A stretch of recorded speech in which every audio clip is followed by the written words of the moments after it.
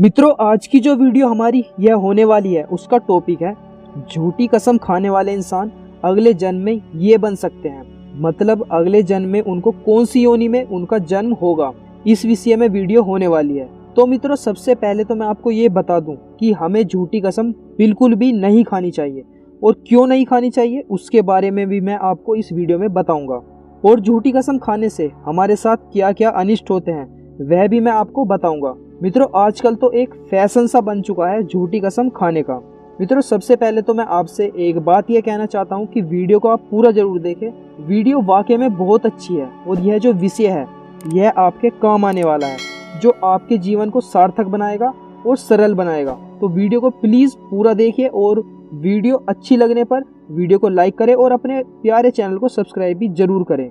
मित्रों, सबसे पहली बात तो है कि कसम जो है, कसम तो भगवान भी नहीं तोड़ते। तो हम तो एक आम से इंसान हैं जो इस धरती पर अपना जीवन यापन कर रहे हैं मुक्ति प्राप्त करने के लिए। तो कसम हमें भूल से भी नहीं तोड़नी चाहिए।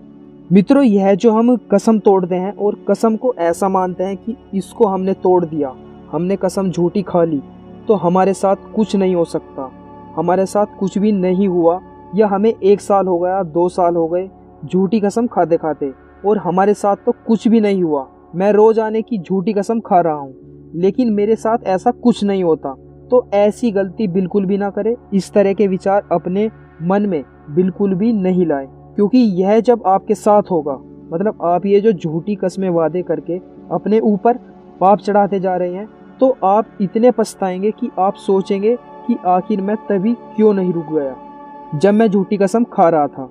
झूठी कसम बिल्कुल भी नहीं खानी चाहिए। मित्रों, आपको यह समझने के लिए मैं एक कथा से शुरुआत करता हूँ जो कि भगवान श्री कृष्ण जी से जुड़ी हुई है। श्री कृष्ण जी ने एक बार यह जानने के लिए कि कौन कौन गोपियाँ हमारे यहाँ पर झूठी कसम खाएगी, इस बारे में जानने के लिए उन्होंने अपने आप को बीमार कर लिया, अपने आप को बुखार चढ़ा लिया और बुखार चढ़ने के बाद खुद ही दूसरा रूप धारण करके वैद्य बन गए।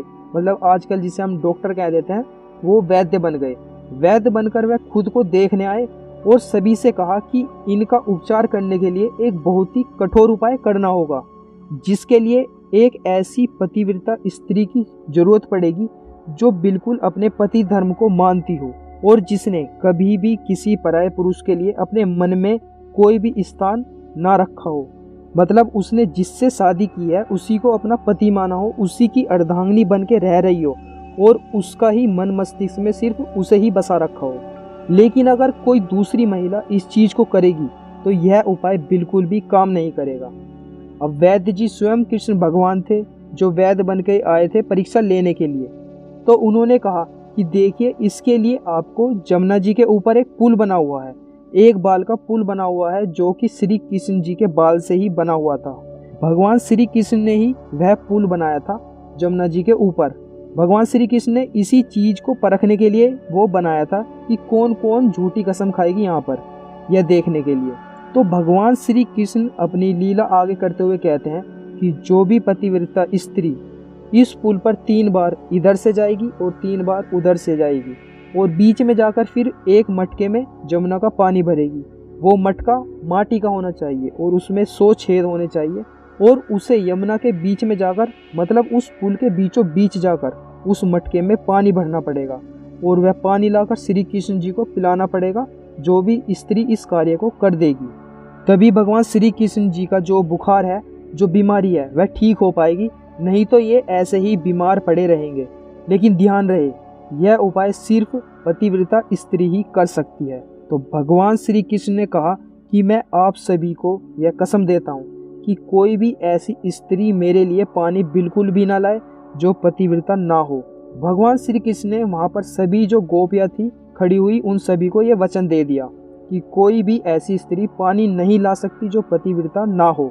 वहाँ पर उपस्थित जितनी भी गोपियाँ थी वह सभी तो भगवान श्री कृष्ण को ही चाहती थी, उन्हीं को अपने मन मस्तिष्क में उन्होंने बसा रखा था। तो वह सभी जो है उन्होंने झूठी कसम खाने से बचने के लिए उन्होंने साफ मना कर दिया कि हम में से कोई भी पतिव्रता नहीं है, क्योंकि हम सभी तो कृष्ण को चाहते हैं, तो हम तो पतिव्रता हो ही नहीं सकती और हमारे ऊपर तो यह साक्षात कलंक लगा हुआ है कि हम तो श्री कृष्ण को चाहते हैं। जितनी भी गोपियां हैं वहाँ पर सभी श्री कृष्ण को ही चाहती थी। उनके मन में तो श्री कृष्ण ही विराजमान थे, क्योंकि उन्होंने तो जन्म ही इसीलिए लिया था कि वो भगवान श्री कृष्ण को देख सके, उनके साथ रास रचा सके। मित्रों, क्या आप सभी को ये पता है कि असल में गोपियाँ थी कौन? आप में से जिन्हें ये नहीं पता वो तो शायद गोपियों को गलत नज़रों से ही देखेंगे कि वह श्री कृष्ण जी के साथ हर समय रास रचाना चाहती है और उनके साथ नाचती हैं या गाती है। जो भी आप समझते हैं तो आप जो है वह बिल्कुल गलत समझते हैं। गोपियाँ जो है दरअसल पूर्व जन्म में ऋषि मुनि थे। जितनी भी गोपियाँ हैं वो सभी ऋषि मुनि थे और उन्होंने घोर तपस्या की थी भगवान विष्णु को प्राप्त करने के लिए, भगवान जी को प्राप्त करने के लिए, उनके दर्शन पाने के लिए। लेकिन उन्हें उस जन्म में जो है उनके दर्शन वे नहीं कर पाए। तो भगवान श्री कृष्ण ने इनको दर्शन देने के लिए, सभी ऋषि मुनियों का उद्धार करने के लिए इनको गोपियों के रूप में जन्म दिया और उनके साथ हमारे भगवान श्री कृष्ण ने रस रचाया। मतलब इस जन्म में जो है उन्होंने अपने भक्त का भगवान से साक्षात्कार करवाया और उनको जो है इस जन्म से मुक्ति दिलाई थी। साथ ही मृत्यु लोक से भी उनको मुक्ति प्रदान करके अपने विष्णु धाम में ले गए थे। तो गोपियाँ दरअसल मित्रों जो है यह सभी ऋषि मुनिगण हैं जो साक्षात भगवान को पाना चाहते थे। तो सभी गोपियों ने जो है मना कर दिया। उन्होंने कोई झूठी कसम नहीं खाई। वह यह भी कह सकती थी कि वहाँ पर जितनी भी गोपियाँ थी इनमें से कोई भी गोपी कह सकती थी कि हाँ मैं पतिव्रता स्त्री हूँ, तो लाइए चलो मैं पानी भरकर ले आती हूँ।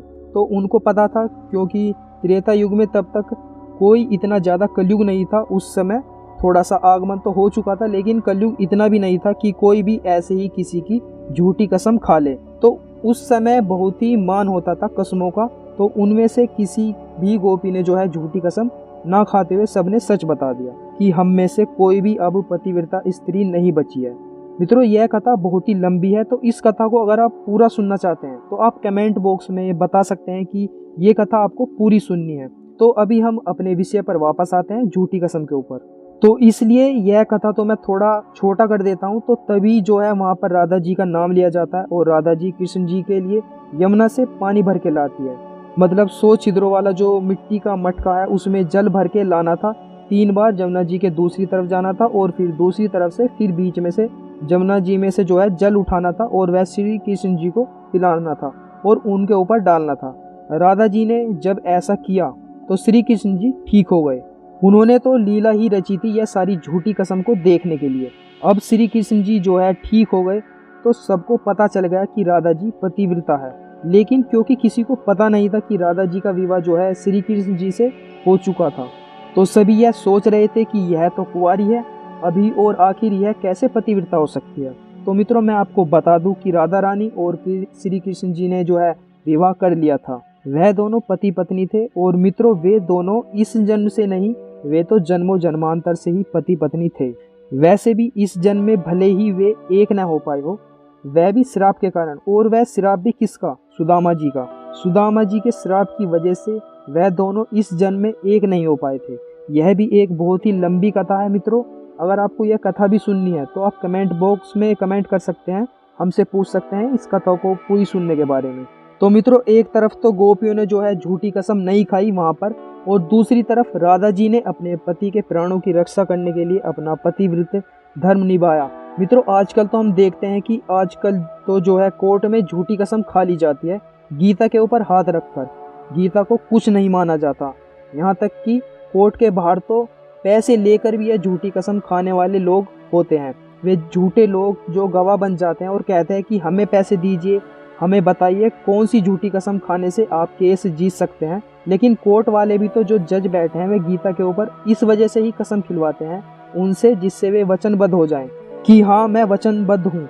यह वचनबद्धता जो है बहुत ही बड़ी चीज़ है मित्रों। यह कोई छोटी मोटी चीज़ नहीं है जिसको आप ऐसे ही मान रहे हैं। अगर कोई पतिव्रता स्त्री, कोई शादीशुदा महिला कोई झूठी कसम खा लेती है अपने बच्चों की, अपने पति की, उसके लिए इस संसार में सबसे बढ़कर उसके लिए 2 ही चीज़ होती है पतिव्रता स्त्री के लिए। एक तो उसका पति और एक उसके बच्चे। और अगर उन्हीं की वह झूठी कसम खा लेती है मित्रों, तो उसके साथ इतना बुरा होता है आगे चल के, इतना अनिष्ट होता है कि वो खून के आंसू रोने के लिए मजबूर हो जाती है। लेकिन एक तो होता है कि कोई बहुत ही ज़्यादा मजबूर हो जाती है और उसको झूठी कसम खानी पड़ती है। अब उसमें चाहे वो महिला हो या पुरुष हो, तो वह तो एक अलग ही चीज़ हो जाती है। उसमें भी माफ़ी तो देखिए मिलती नहीं, तो जो झूठ है वह झूठ है, क्योंकि महाराज युधिष्ठिर जी भी जो है इस चीज से नहीं बच पाए थे। जब महाभारत का युद्ध चल रहा था तो कौरवों के सेनापति के रूप में उस समय द्रोणाचार्य जी लड़ रहे थे। अब द्रोणाचार्य जी को यह खबर मिलती है कि अश्वत्थामा मारा गया है। अब उन्हें किसी के ऊपर भी यकीन नहीं था, तो उन्हें पता था कि धर्मराज युधिष्ठिर कभी झूठ नहीं बोलते हैं। तो उन्होंने युधिष्ठिर जी से पूछा कि क्या अश्वत्थामा मारा गया है। तो उस समय युद्ध में अश्वत्थामा नाम का जो है हाथी वो मारा गया था। अब युधिष्ठिर जी ने हाँ में अपनी गर्दन हिला दी। ये सुनते ही द्रोणाचार्य जी अपने पुत्र के वियोग में डूब जाते हैं और उनके मित्र उनका वध कर देते हैं, इस बात का फायदा उठाते हुए। मित्रों, अपने इस झूठ से युधिष्ठिर जी बच नहीं पाए थे। अश्वत्थामा सारे पांडवों के बच्चों को मार देता है। वो तो भगवान श्री कृष्ण एक पांडव पुत्र को बचा लेते हैं। अब जब युधिष्ठिर जी जब मर जाते हैं तो उन्हें इस झूठ के लिए नर्क लोक की यात्रा भी करनी पड़ती है। तो मित्रों, कसम ऐसी चीज है कि अगर आपने झूठी कसम खा ली तो आपको जो है इसका भोग तो भोगना ही पड़ेगा, आज नहीं तो कल, लेकिन भोगना तो जरूर पड़ेगा। अब अगर स्त्री जो है अपने बच्चों की झूठी कसम खा लेती है तो उसके साथ क्या क्या अनिष्ट होता है। उसके जो बच्चे हैं वह बीमार होना शुरू हो जाते हैं। देखिए मित्रों, बहुत सी स्त्री जो है झूठी कसम खा लेती है। ऐसे ही अपने बच्चों की झूठी कसम खा लिया या अपने पति की झूठी कसम खा ली, उसके बाद उसके घर में इतनी दरिद्रता आ जाती है, उसका जो है शादीशुदा जो जीवन है वह अस्त व्यस्त हो जाता है। झूठी कसम खाने से ऐसे ऐसे बुरे दिन उसे देखने पड़ते हैं कि बस पूछो मत। उसकी मतलब बुरे दिनों की उसके ऊपर बौछार सी हो जाती है। बहुत से मनुष्य छोटी छोटी बातों पर कसम खाने लगते हैं। सबसे पहले तो मैं आपको बता दूं कि छोटी छोटी बातों को लेकर बिल्कुल भी कसम नहीं खानी चाहिए, चाहे वो झूठी कसम हो या सच्ची कसम हो। मित्रों, छोटी छोटी बातों पर आप कसम खाते हैं और कोई ऐसी झूठी बात निकल गई आपके मुंह से और आपने उसके ऊपर कसम खा ली, तो आप ये सोचें कि आपको उसके ऊपर क्या दंड मिलेगा। इसलिए आपको छोटी छोटी बातों पर तो बिल्कुल भी कसम खाने की जरूरत नहीं है। लेकिन हाँ, जहाँ आपको सिद्ध करना पड़ता है, किसी चीज को लेकर सिद्ध करना है कि हाँ आप सच्चे हैं, आप सत्य कह रहे हैं, उस जगह आपको जरूर कहना चाहिए कि मैं इसका वचन लेता हूँ जो मुझे प्राणों से भी प्रिय है, मेरे खुद के प्राणों से भी प्रिय है। देखिए, यह तो जानवर भी जानते हैं, अगर कोई माँ बनती है तो उसके प्राणों से भी प्रिय है उसका बच्चा होता है। अपने बच्चे को बचाने के लिए हिरनी तक भी शेर का शिकार बन जाती है, लेकिन अपने बच्चे के ऊपर अपने जीते जी आंच तक नहीं आने देती है, अपने प्राण तक न्यौछावर कर देती है उसके लिए। और वहीं अगर कोई स्त्री अपने बच्चों की झूठी कसम खा लेती है किसी चीज को सिद्ध करने के लिए जिसमें कि वह वाकई में झूठी है, लेकिन उसको सिद्ध करने के लिए वो झूठी कसम को अपना माध्यम बनाती है, तो आप खुद सोच सकते हैं कि वह कितनी नीच हरकत कर रही है। इस समय उससे ज्यादा नीच हरकत करने वाला कोई नहीं है। उस समय तो वह बस यह सोच रही होगी कि मैं इस समय बहुत अच्छा कार्य कर रही हूँ, मैं तो बच जाऊंगी इस चीज से। लेकिन मित्रों, वह कभी नहीं बचेगी। इस गलत फहमी में बिल्कुल भी नहीं रहना चाहिए। कोई कभी नहीं बचता, कोई अपराध करके कभी नहीं बचता। इंसानों की नजरों में बच जाता होगा, पुलिस और कोर्ट से बच जाता होगा, लेकिन भगवान की अदालत से वह नहीं बचता, जिसकी सजा उसे जरूर मिलकर रहती है।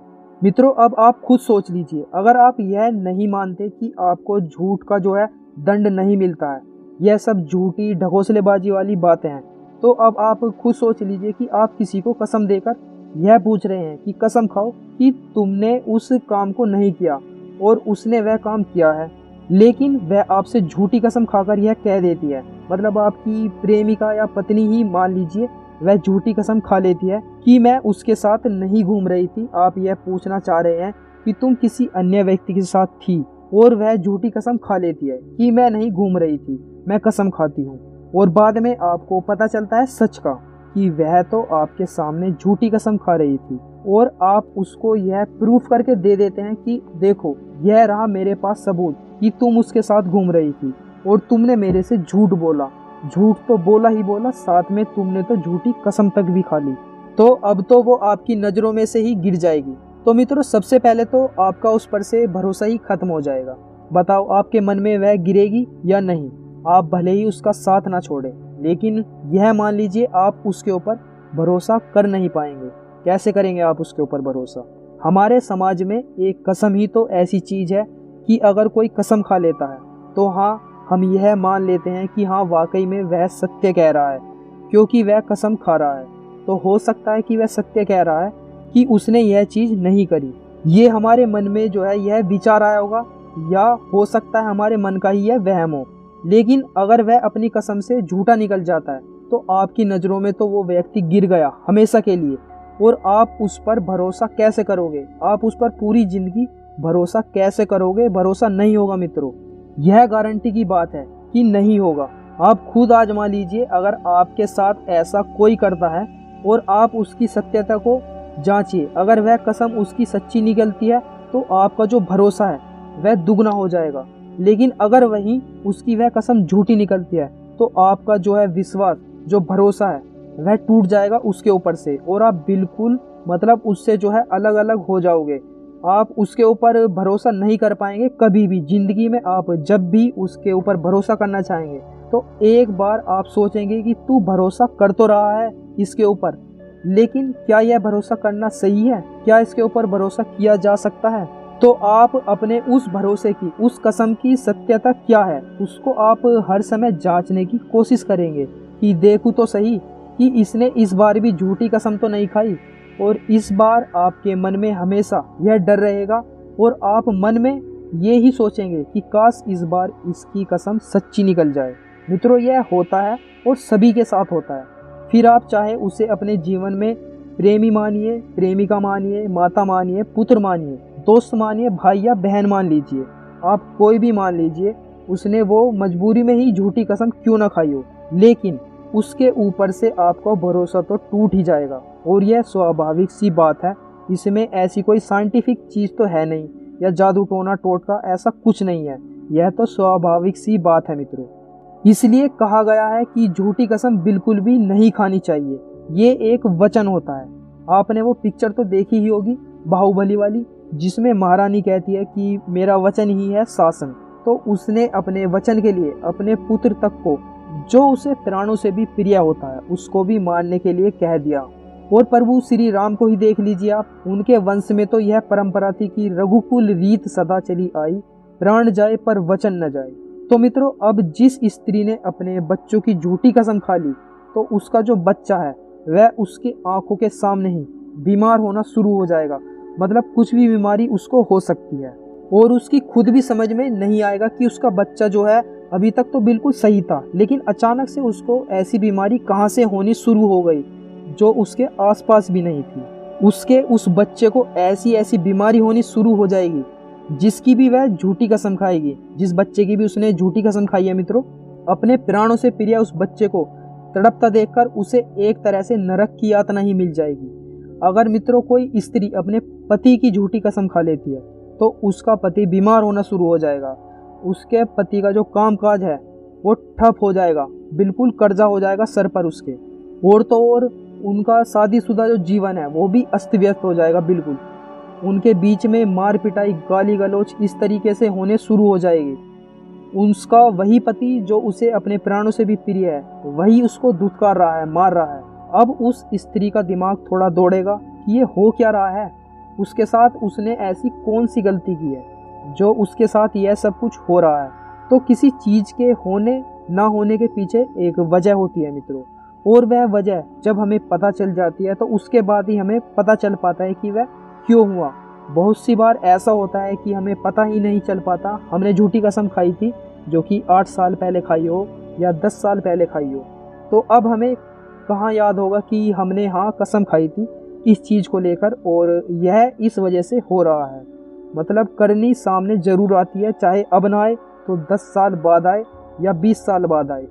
वह कहावत तो आप सभी ने सुनी होगी मित्रों कि भगवान की लाठी में जो है आवाज़ नहीं होती। जब वह किसी के ऊपर पड़ती है तो उसकी कमर भी टूट जाती है और दूसरों को पता भी नहीं चलता है, ऐसा गिरती है कि होश भी नहीं बनता उसे। तो ऐसा कोई भी कार्य हमें नहीं करना चाहिए मित्रों कि हमें उसका दंड भोगना पड़े। हमें जो है जीवन मिलता है वह अच्छे काम करने के लिए मिलता है, तो हमें अच्छा काम ही करते रहना चाहिए मित्रों। आप यह कहेंगे कि यह क्या सारी झूठी कसम सिर्फ स्त्रियां ही खाती हैं, पुरुष नहीं खाते? तो मित्रों, जब जन्म दोनों योनियों ने लिया है, पुरुष ने भी स्त्री ने भी, तो कसम भी दोनों ही खाते होंगे, सच्ची हो या झूठी।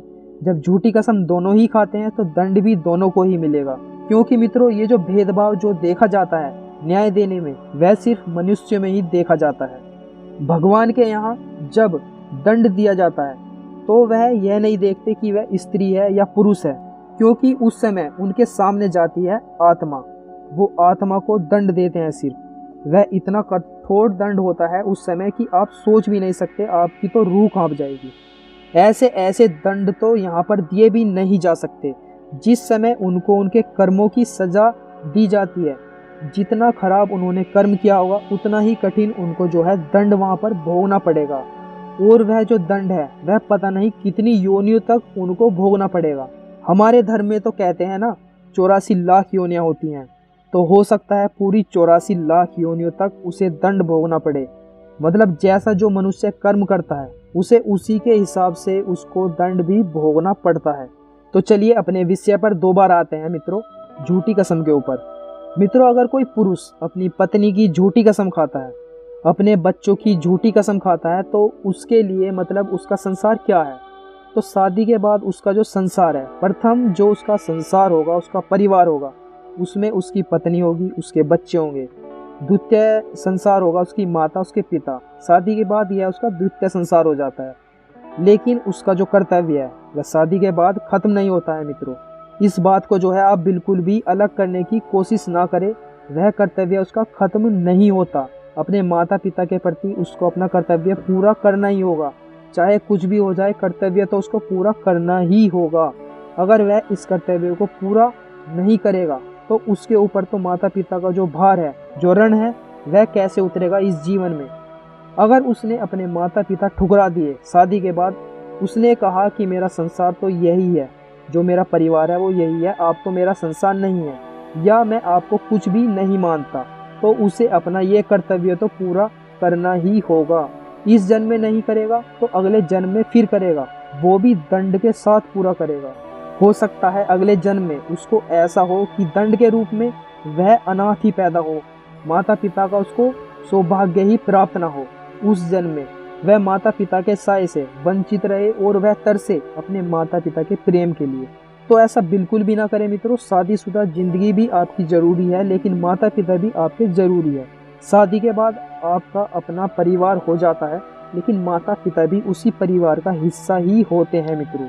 आप ये मत सोचिए कि मैं परिवारों को अलग अलग वर्गों में बांट रहा हूँ, ऐसा कुछ नहीं है। मैं सिर्फ शादी के बाद पुरुष ने जो कर्तव्य लिया है, उसने जो वचन दिया है अपनी पत्नी को, इस वजह से मैं कह रहा हूँ कि उसका पहला कर्तव्य उस समय यह होगा, क्योंकि उसने वचन दिया है अपनी पत्नी को शादी करते समय, जबकि उसने अपने माता पिता को कोई वचन नहीं दिया है, लेकिन उसका ये कर्तव्य जन्म से ही बन जाता है।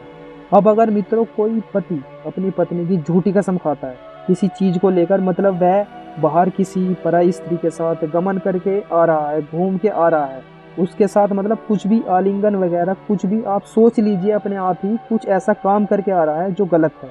और जब वह घर आता है तो उसकी पत्नी को उसके ऊपर शक होता है, जिससे उसका विश्वास थोड़ा डगमगा गया है, तो वो अपने पति को अपने बच्चों के सिर पर या अपने सिर पर हाथ रखकर कसम खाने को कहती है कि आप कसम खा कर कहें कि आपने वो काम नहीं किया जो मेरे मन में चल रहा है। और उसने अपनी पत्नी को वचन दे दिया।